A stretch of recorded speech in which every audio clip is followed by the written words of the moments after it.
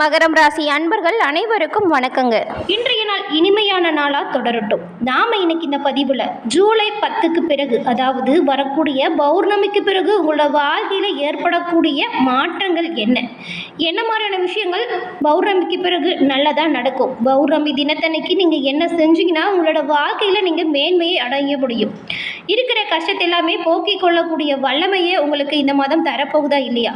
இந்த மாதத்தின் கிரக நிலைகள் உங்களுக்கு ஏற்படுத்தக்கூடிய பலன்கள் என்ன, தாக்கங்கள் எப்படி அமைய போகுது, கொடூரமாக பௌர்ணமி இருக்குமா இல்லை பௌர்ணமிக்கு பிறகு உங்களோட வாழ்க்கையில் ஏதாவது முன்னேற்றம் நடக்குமா அப்படிங்கிற முழுமையான தகவலையுமே நாம் இப்போ இந்த பதிவில் பார்க்கலாம். ஜோதிட அடிப்படையில் 12 ராசிகள்லையுமே இந்த மகரம் ராசி சூரியன் பிரவேசிக்கும் மாதத்தை குறிக்கக்கூடியதாக இருக்குது. ராசிகளில் 10வது ராசியாக மகர ராசி வருது. மகர ராசியோட சிறப்பு குறிச்சும் இந்த ராசியில் பிறந்தவங்க உங்களோட வாழ்க்கையில் சிறப்பான நிலையை அடையவும், பொருளாதாரத்தில் நல்ல ஒரு வளத்தை பெறவும் நீங்கள் என்ன மாதிரியான பரிகாரத்தை செஞ்சால் நன்மைகளை பெற முடியும் அப்படிங்கிற விஷயத்தையுமே நாம் இப்போ இந்த பதிவில் பார்க்கலாம். சனி பகவானுக்குரிய ராசியாகவும் செவ்வாய் பகவான் உச்சமடையக்கூடிய ராசியாகவும் இருக்குது இந்த மகர ராசி. இந்த மகர ராசியில் பிறந்தவங்க எடுத்துக்கொண்ட செயலை வெற்றி கிடைக்கிற வரைக்குமே தொடர்ந்து கஷ்டப்பட்டாவது செயலாற்றக்கூடிய நபர்களாக இருப்பீங்க. நியாய உணர்வு உங்ககிட்ட அதிகமாக இருக்கும். இந்த மகர ராசிக்காரங்க உங்களோட வாழ்க்கையில் நல்ல வளங்களையும் வசதிகளையும் பெறணும் அப்படின்னு நினச்சிங்கன்னா சனிக்கிழமை தோறும் பெருமாள் ஆலயம் சென்று பெருமாளை வழிபட்டு வருவதன் மூலம் நன்மைகளை பெற முடியும். முடிஞ்சால் வருஷத்தில் ஒரு முறையாச்சும் சனீஸ்வர பகவானோட அம்சம் கொண்டிருக்கும் திருப்பதி சென்று நீங்கள் திருப்பதி ஏழுமலையானை வணங்கி வருவதன் மூலம் நன்மைகள் யாவும் பெற முடியும். உங்களோட வாழ்க்கையில் சிறப்பான முன்னேற்றம் வரும். அது மட்டும் இல்லாமல் சனிக்கிழமையில் நவகிரகத்தில் இருக்கும் சனி பகவானுக்கு நீங்கள் நெய் தீபம் அல்லது விளக்கெண்ணெய் தீபம் ஏற்றி வழிபட்டு பாருங்கள். நீங்கள் நினச்சி பார்க்க முடியாத அளவுக்கு உங்களோட வாழ்க்கையில் முன்னேற்றம் வருவதை கண் கூட காண முடியும். செவ்வாய்க்கிழமையிலேயே நீங்கள் முருகப்பெருமான் வழிபாடு செய்கிறதுமே நல்லது. இப்படி இந்த வழிபாடெல்லாம் நீங்கள் செஞ்சீங்கன்னா உங்களோட இல்லற வாழ்க்கை, பூர்வீக சொத்து, நிலம் இந்த விஷயத்தில் நிறைய நன்மைகள் வரும். அதுவும் மகர ராசி அன்பர்கள் கருப்பு நிற ஆடைகளை எப்போதும் அணியக்கூடாது. சொந்த வீடு அல்லது சொந்த வாடகை வீடு இதெல்லாமே கிழக்கு திசை பார்த்தவாறு அமைச்சுக்கிறது நல்லது.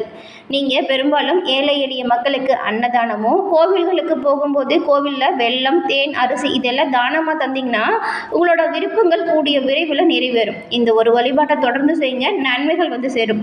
உங்களுக்கு திருப்பதி ஏழுமலையான் ரொம்பவும் பிடிக்கும் அப்படின்னா திருப்பதி ஏழுமலையானுக்கு போற்றி அப்படிங்கிற மந்திரத்தை 3 முறை மறக்காமல் பதிவிடவும் செய்யுங்க. இந்த ஏழுமலையான் மற்றும் முருகப்பெருமான், சனீஸ்வரன் இந்த 3 இறைவனின் பரிபூர்ண அருளுமே கிடைக்கக்கூடிய ஒரு ராசி மகரம் ராசி. உங்களுக்கு இறைவனின் அருளால் எல்லா விதத்திலையுமே நன்மைகள் கிடைக்க நாங்களும் உங்களுக்கு வாழ்த்துக்களை சொல்லிக்கிட்டு உங்களுக்காக இறைவனிடம் பிரார்த்தனை செஞ்சுக்கிறோம். அதே போல் இந்த பௌர்ணமி தினத்தில் நீங்கள் என்ன செஞ்சால் நன்மைகளை பெற முடியும் அப்படிங்கிற ஒரு விஷயத்தை தொடர்ந்து நம்ம பார்க்கலாம். உங்களுக்கு திருப்பதி ஏழுமலையான் மனதார வேண்டிக்கிட்டு நீங்கள் அந்த ஒரு இருக்கக்கூடிய பிரச்சனை சீக்கிரம் தீரணும் அப்படின்னு வேண்டிக்கோங்க. கூடிய விரைவில் பிரச்சனை தீர்ந்து நல்ல ஒரு மேன்மையான வாழ்க்கையை உங்களோட வாழ்க்கையில் வாழ நாங்கள் வாழ்த்துக்களையும் சொல்லிக்கிறோம். ஜோதிட ரீதியாக உங்களுக்கு இருக்கக்கூடிய பிரச்சனைகள் தீரணும்னு நினச்சிங்கன்னா டிஸ்கிரிப்ஷனில் ஜோதிடர் நம்பர் இருக்குது. அந்த நம்பர் உங்களுக்கு கட்டாயம் நல்ல பலனை கொடுக்கும். ஃபோன் பண்ணியே நீங்கள் எளிய முறையில் உங்களோட ஜாதகத்தை கணிச்சிக்கலாம். டிஸ்கிரிப்ஷனில் இருக்கிற நம்பரை நீங்கள் இப்போ பயன்படுத்திக்கோங்க. நாம் இப்போ உங்களுக்கு எப்படி கிரக நிலைகள் இருக்குது, என்ன மாதிரியான விஷயங்கள் நல்லதாக நடக்கும், எந்த விஷயத்தில் நீங்கள் கவனமாக இருக்கணும் அப்படின்னு பார்க்கலாம். நவகிரகத்தில் 9 கோள்கள் இருக்குது. இந்த 9 கோள்களுமே அதோட இடப்பெயர்ச்சியை மாதம் மாற்றிக்கிட்டே இருக்கும். அதுதான் நம்ம கிரகநிலை மாற்றம் அப்படின்னு சொல்கிறோம்.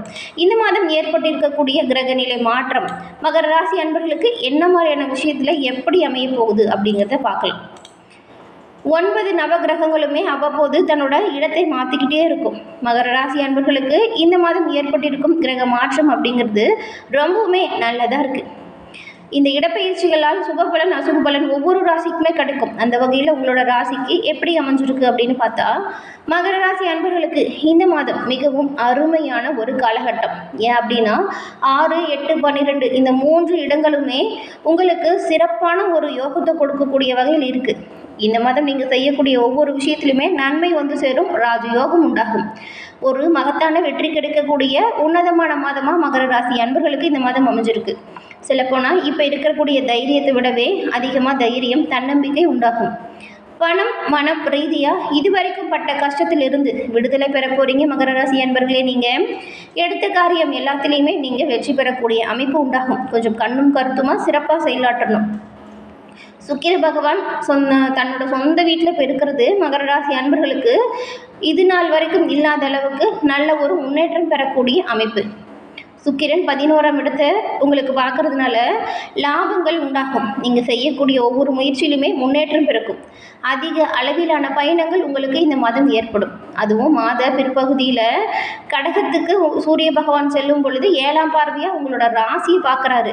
இதன் மூலம் மதிப்பு, மரியாதை, அந்தஸ்து, தைரியம் இது எல்லாமே அதிகரிக்கும். புது உத்வேகம் பிறக்கக்கூடிய காலகட்டமாக மகர ராசி அன்பர்களுக்கு இந்த மாதம் அமையும். இதுக்கு முன்னாடி பட்ட கஷ்டங்கள், அவமானங்கள் இது எல்லாமே உங்களை விட்டு போகும்.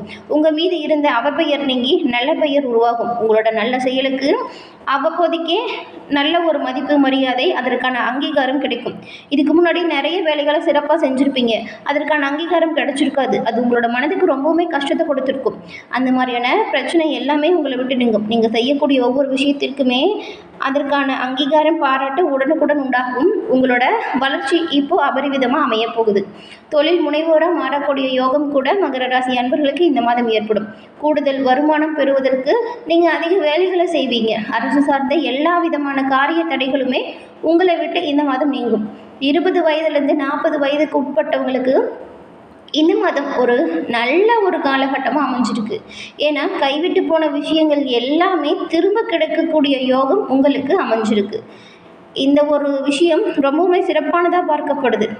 உங்களை புரிஞ்சுக்கிட்டு உங்களோட துணை உங்களுக்கு பக்கபலமாக இருப்பாங்க. புதிய வரவின் மூலம் புத்துணர்ச்சி உண்டாகும்.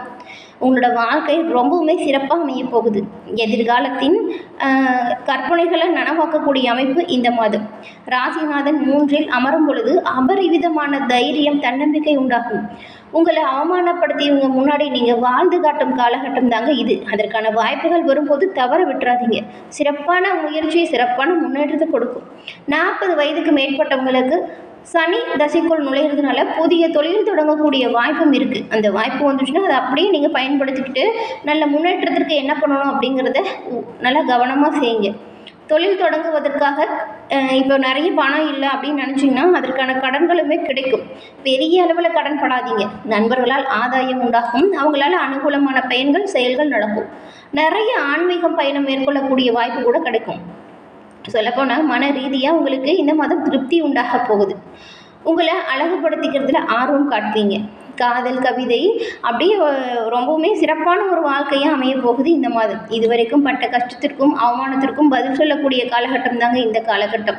அதே போல் வீடு தொடர்பான விஷயங்களில் மட்டும் கவனமாக இருக்கணும். வீடு விற்கிறதோ புதிய வீடு வாங்குறதா இருந்தாலுமே எல்லாமே சரியாக இருக்கா அப்படின்னு ஒரு முறைக்கு 2-3 முறை படித்து பார்த்துட்டு எல்லாம் சரியாக இருக்கா அப்படின்னு பார்த்துட்டு கையெழுத்து போடுங்க. மேலும் எந்த விஷயத்துலலாம் நீங்கள் கவனமாக இருக்கணும் அப்படின்னு பார்த்தா, வீட்டுக்குள்ள பிரச்சனை, ஆரோக்கிய குறைபாடு, பாதியில் நின்ற வீடு, அந்த வீட்டுக்கு செலவு அப்படின்னு ஒரு சில கவலைகள் உங்களோட மனதில் அவ்வப்போது வரும். இதெல்லாமே தைரியமாக மேற்கொள்வீங்க, பிரச்சனைகளை சரி செய்வீங்க. ஆனால் ஒன்று போனால் ஒன்று இந்த மாதிரியான சின்ன சின்ன பிரச்சனைகள் இடையூறு கொடுக்கும். அதனால தான் கொஞ்சம் கவனமாக இருங்க அப்படின்னு சொல்கிறோம். 60 வயதுக்கு மேற்பட்டவங்க உங்களோட உடல் ஆரோக்கியத்தில் மட்டும் நீங்கள் கவனம் செலுத்துறது நல்லது. அதே போல் வண்டி வாகனத்தில் போகும் பொழுது நிதானமாக இருக்கணும். சர்க்கரை, ரத்த அழுத்தம் பிரச்சனை இருக்கிறவங்களாம் கொஞ்சம் உங்களோட அந்த எப்படி சொல்கிறது, இப்போ சர்க்கரை அளவு, ரத்த அழுத்த அளவு எல்லாமே சரியாக இருக்கா அப்படின்னு கரெக்டாக செக் பண்ணிக்கோங்க. அதுக்கு மாத்திரை சாப்பிட்றவங்களா தான் அதை கரெக்டாக சாப்பிட்டுட்டு வாங்க. அதே போல் இந்த மாதம் உங்களோட வாழ்க்கையில் வரக்கூடிய அனைத்து வித நன்மைகளுமே கிடைக்கணும் அப்படின்னு நினச்சிங்கன்னா நீங்கள் காலபைரவர் வழிபாட்டை செய்யுங்க. காலபைரவர் வழிபாடு மகர ராசி அன்பர்களுக்கு ஏற்றத்தையும் வளர்ச்சியும் கொடுக்கும். இந்த பைரவர் வழிபாடு உங்களோட வாழ்க்கையில் வரக்கூடிய பிரச்சனைகளை தீர்க்கக்கூடிய ஒரு வழிபாடுன்னு கூட சொல்லலாம். ஏன்னா நம்மளோட காலபைரவர் அப்படிங்கிறவர் அந்தந்த காலத்தில் நடக்கக்கூடிய பிரச்சனைகளை தைரியமாக எதிர்கொள்ளக்கூடிய துணிவு கொடுக்கக்கூடிய கடவுள். அதனால தான்.